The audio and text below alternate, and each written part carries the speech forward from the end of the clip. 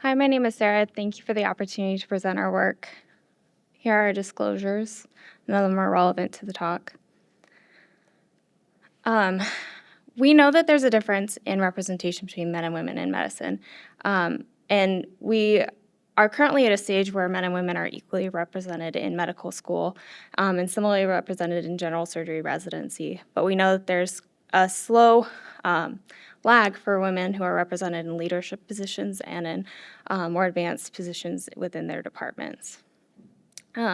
This is something that SAGES has actually addressed in their 2018 climate survey by the We Are SAGES task force, which actually identified that members are overall very satisfied with the climate and the culture of SAGES, but they did identify that there were several negative themes that were emerging that members wanted to be addressed. And today I want to focus on diversity of membership and specifically gender diversity. We know that annual meetings at surgical societies are an important avenue for women to promote themselves in academic surgery and to promote themselves as leaders. And we feel like it's a proxy for the diversity and inclusivity of the society to see how women are participating in these annual meetings. So specifically, we wanted to look at the trends in women surgeons' representations in the oral presentations at the SAGES annual meetings, partially because these are selected blindly by committees to see how are women participating in these annual meetings. And then we also wanted to see if there was an effect of the 2018 We Are SAGES campaign and that public statement that they wanted to promote diversity. And then finally, we wanted to evaluate authorship trends based on gender. So we identified all of the oral presentations that were selected for podiums between 2012 through 2022. We identified the presenters, first, second, and senior authors. Then we used verifiable search engines where people can self-identify as women, men, or in the case we weren't able to identify a gender pronoun or a gendered label, we marked them as unknown. We also took those abstracts and used biomedical search engines to see if they led to publications, and then did the same categorization based on gender. So we analyzed everything using linear regressions, interrupted time series analysis to look at the effect of the 2018 survey, and then chi-squared for the categorical data. We analyzed 1,600 abstracts.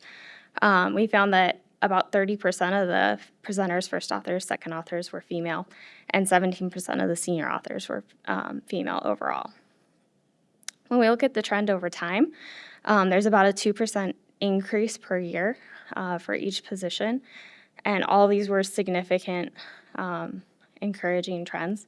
For some context, the annual change in membership for women in SAGES was about 1% per year, and we make up about a quarter of the membership. And annually, women attending per year increased by 0.7%. This is the result of the interrupted time series analysis. The only significant change in 2018 was for the second authors. There was about a 14% increase. And for all other authorship positions, there wasn't a significant change in the trend at 2018 or the years following. And when we looked at those podiums that went on to publication, there's an equal distribution between first and last authors and gender. Oh, sorry, that was bad. Okay. There's the majority were published. And we also looked at gender concordance between first and last authors and found that there was no difference. But encouragingly, we did find that women were actually more likely women who were last authors were more likely to be published after 2018. In conclusion, SAGES really has some positive trends, especially when you compare it to some of the other national societies in terms of how well women are being represented. We couldn't definitively link any of those changes to the 2018 survey, but I do want to acknowledge that wasn't a specific aim of the climate survey or the We Are SAGES task force. Thank you for your time.